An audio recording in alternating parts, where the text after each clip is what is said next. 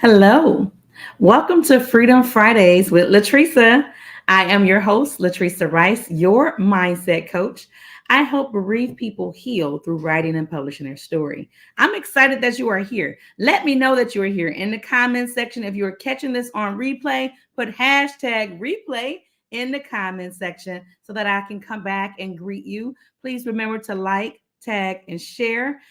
Again, today we are seeing a better future by using our eyes. And we're going to jump right in and discuss that.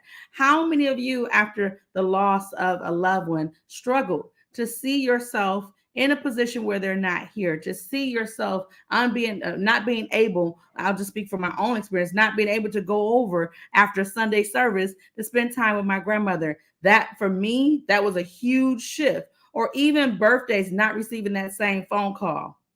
Your girl has been there. That is a painful experience, but you can see a better future after loss. So that is what we're going to talk about. I'm going to give you each of these letters for eyes represents something. And as I give you what it represents, I want you to put it in the comment section. So the first letter is the letter E. I want you to put E dash emerge. E dash emerge. The word emerge, it had a couple different meanings, but one that stuck out to me today when I was thinking about this is an emergent tree or other plant of or denoting a plant which is taller than the surrounding vegetation. And when I thought about that, I thought about the fact that we shall be like a tree planted by the rivers of water and bringing fruit in due season, and our leaves shall not wither, right? So we are to emerge from what we deal with. It's time for you to rise from there. And in order to rise from there, in order to emerge, your mindset has to shift. See, if we are still having the same thoughts, if you're having the thoughts of, oh my goodness, life won't, it just can't go on without my loved one. Oh, I wish I would have done this and I wish I've done that. It keeps you going deeper and deeper into the depression that you're experiencing. But if you are going to say, hey, listen, I know I'm dealing with what I'm dealing with. I'm going to embrace, I'm going to deal with, but I made up my mind that I am going to emerge from here. I am getting up from this place. If you are saying, hey, I'm being like that tree, I am planted, my roots go deep, then no matter what I'm dealing with, the surface level stuff that I'm dealing with, my emotions, because your emotions change. You have to remind yourself when you're dealing with that type of great pain that this is just the moment. Moments pass. I do not have to stay here. So you can emerge from that position to an elevated position. So the first thing we need to do, if we're going to see a better future, we need to emerge from where we are. Some of you watching this may be saying, okay, I understand I need to get up from here, but listen, I don't even know how. I don't know how to get up from this place. This loss rocked me to my core. How do I get up from here? I am willing to assist you in that. Listen, just make sure you get to the conference. We'll talk about that later. Get to the conference or make sure you reach out. I can assist you in that area. There are steps that you can take to emerge from where you are. One of the first steps that I'm going to give you this one of the first steps that you can take to emerge from where you are is you can make sure you're listening to encouraging things that gives you tools to emerge. So in 2020, when my grandmother passed, right? And then a month after that, my late husband passed. I was in a devastated state, but I was still listening to certain things because I had to fight for my life.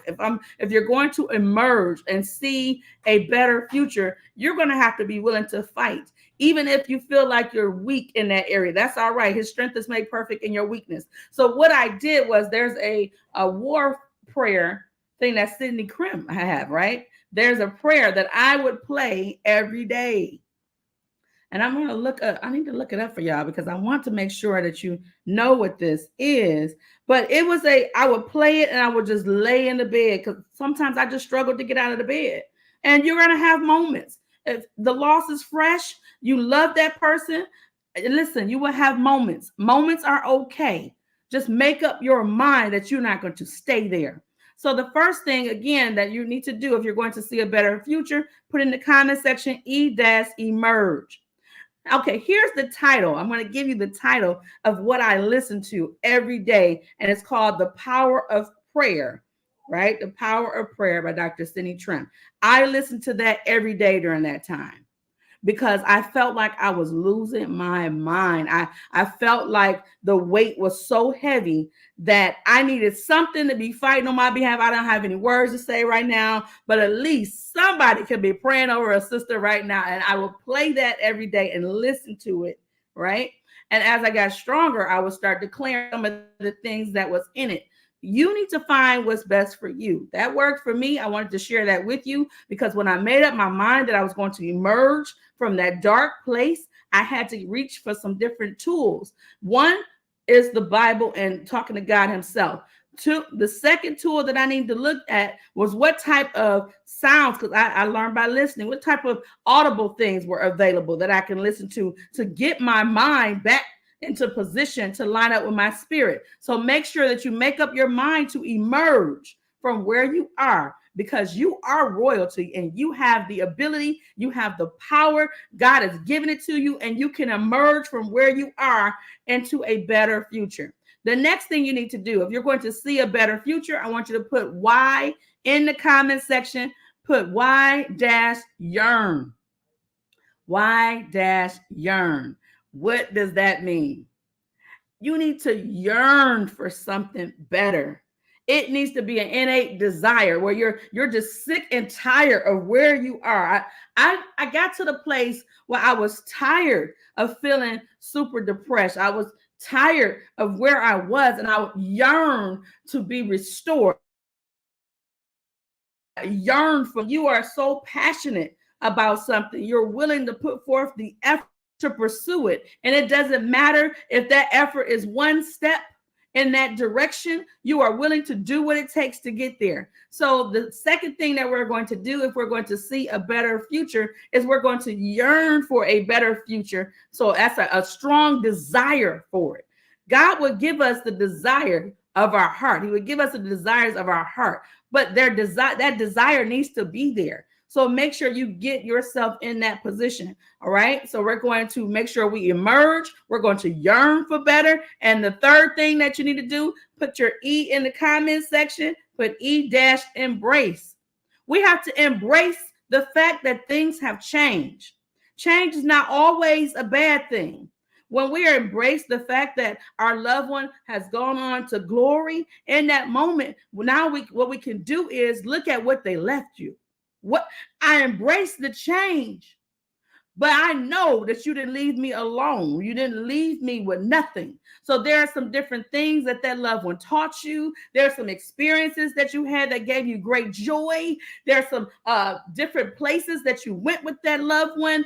Embrace the change by celebrating the gift that was them. Celebrate the gift that they were in your life. So we're embracing the change. And I'll give you an example. When I made up my mind that I was going to emerge from where I was. I yearned, i.e., I desired better. And when I got to the place where I embraced the fact that things had to shift, my grandmother was no longer here. My late husband was no longer here. The vision board that I had that had different visions for us as a married couple and visions for myself and all of that on there, I had to redesign that vision board. Sometimes you have to go back to the beginning. Sometimes we have to take those vision boards and redesign them. Seek direction from God and redesign that board.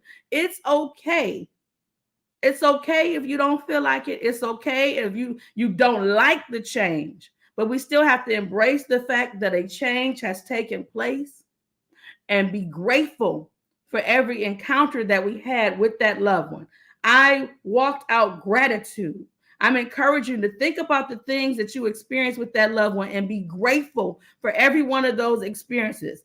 Some people didn't have that loving relationship. For those who lost a father, or those who lost a mom, those who lost a grandparent, those who lost a spouse, some people never experienced any of those things or had any type of connection with that type of relative, right? So make sure that you are grateful for those experiences and you honor that, you celebrate them, right? Celebrate their life by embracing the fact that things have changed. Remember that your loved one would like to see you in a healed state.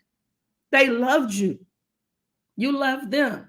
Just like you would desire them to be in a healed state, even if you went on to glory, they desire the same for you. So if you're embracing the change and you've emerged, you're yearning for a better, you're embracing the change. The next thing we need to do if we're going to see a better future is we need to serve. Put S dash serve. Why am I saying that? Service is highly esteemed. Service allows you an opportunity to be a blessing to somebody else despite what you're dealing with. During that great loss, all I kept thinking about was, Lord, I don't want anybody else to die from COVID-19 and I don't share. I don't share our story. I don't share what they could do to still be safe. That's service. And sometimes service requires you to lay yourself on the altar. If you're going to see a better future, not only do we need to emerge from where we are, not only do we need to yearn for a better, not only do we need to embrace the fact that things have changed, but we need to serve others on our way up. When you think about that plant, think about the seed that started first. The seed was planted in the dirt, right? It was pushed in the dirt. It had to be forced deep down in the dirt. And while it was there, it had to break forth and start to bud, right? You have to force your way up out of this thing. You got to push to rise, right? So all these roots are breaking through underneath the ground, what people don't see. So even in your darkest moments, people don't see the groundwork that you are doing to rise from there. But that's okay. They don't have to see it. They can see you when you get up out the dirt, when you bust through that ground and sprout up. They can see that. So continue your groundwork. Right? Your groundwork can be listening to the different devotionals. Your groundwork can be listening to the different prayers that are going forth. Your groundwork can be listening and worshiping. Your groundwork could be praying, seeking direction. Your groundwork could be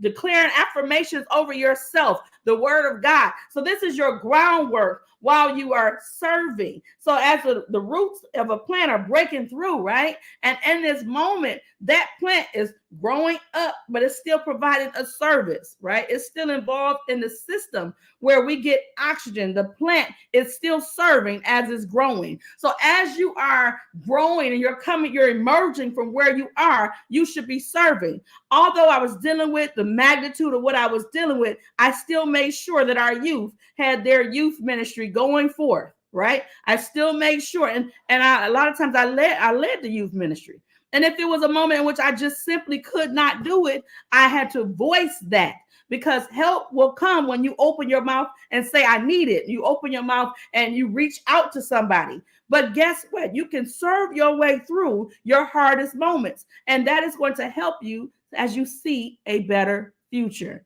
So if you are going to see a better future, make sure you use your eyes. I hope this has blessed you. Again, I am Latresa Rice, your mindset coach. I help bereaved people heal through writing and publishing their story. I want to make sure I encourage you and invite you to attend our Clarity in the Pen Conference. The Clarity in the Pen Conference is taking place July 12th through the 13th. It is a virtual working conference. If you are a current author and you have a desire to turn your book into a movie, you do not want to miss this conference.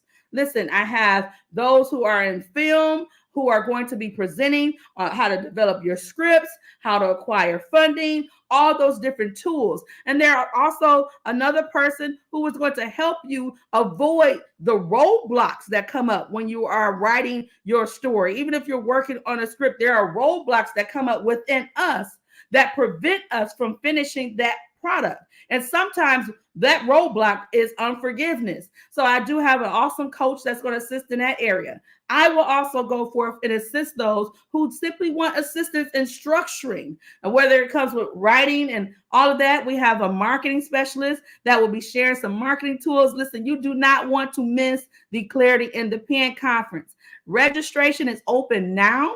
You can visit bit.ly /CIP24. All right. Make sure you go get your tickets right away, and I will see you at the conference. Have an amazing night. Bye bye.